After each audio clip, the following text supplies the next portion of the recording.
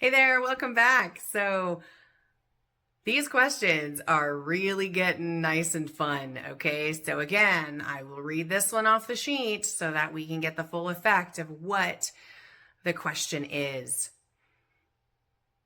How can you remain productive if your productivity is hindered by others who frequently drop the ball?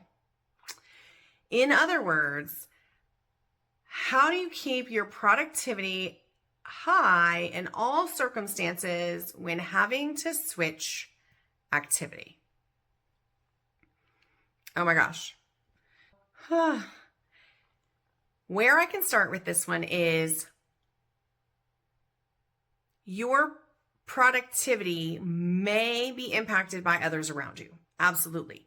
So there is something called an internal supply chain, right? So the person before you in the supply chain, them getting their work done is dependent upon you getting your work done. And then there's somebody on the other side of you in the supply chain. So that internal supply chain can be affected by other people's lack of productivity. However, we can only control three things: our thoughts, our actions, and our time. We can attempt to influence other people's thoughts, actions, and time, but in reality, we can only control what we do. So how do you keep your productivity high? You keep your productivity high. You create systems and processes in your tasks that help you execute at a high level. And so this question mentions, how do you keep your productivity high in all circumstances when having to switch activity?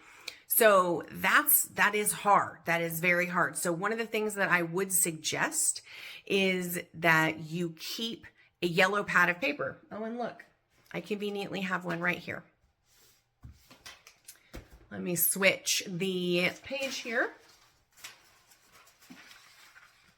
So one of the things that I like to do, although I am almost 100% digital, is I like to keep a yellow pad of paper next to me on the side that I write with. So I'm right-handed, so I like to keep it on my right side.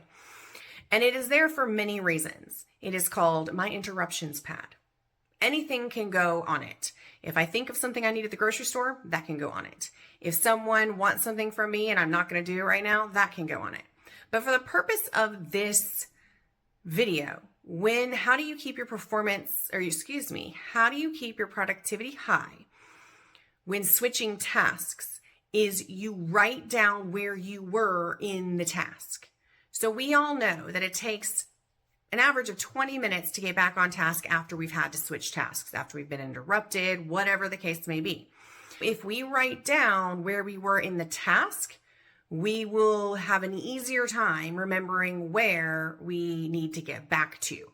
So if your productivity is interrupted because someone else didn't do what they were supposed to do and you have to stop to go do something else, I would write down where you are when you have to stop. I mean, ideally, I would say finish that task first.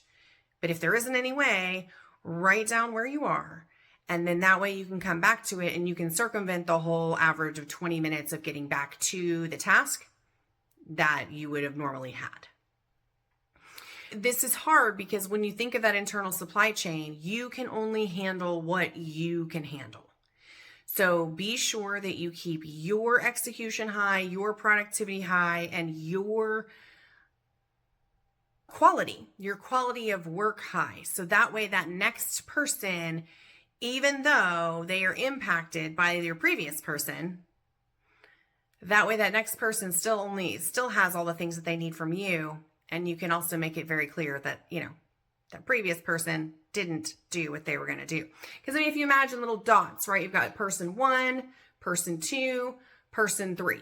If you're person 2 and 1 has to finish something for you to do something, and then you have to get it to 3, well, you're not technically the bottleneck.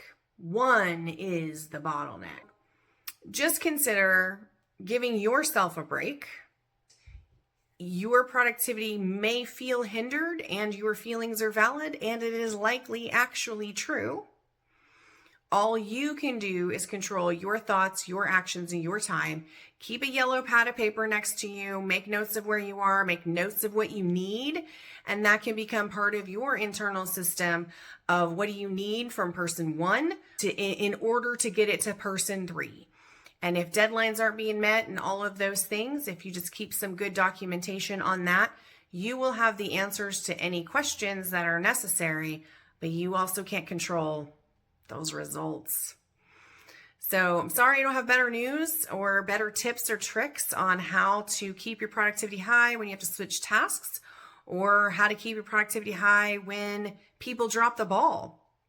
The fact is you just got to keep your stuff in line, keep your stuff going, and really write down and document the things that are going to be effective and going to help you get things done into your next person of your supply chain. A lot of companies do not recognize an internal supply chain.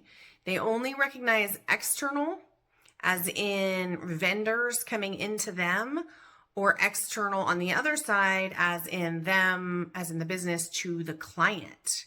So an internal supply chain conversation may be something that could be opened up in your business to see if that can be better worked out. And this is some of the work that we do here at Baily Consulting, is we help businesses understand their internal supply chain and how one position can really affect the next one in a good way or in a not so good way. This is Danielle. Thanks so much for watching. I hope this helps. Have a great one.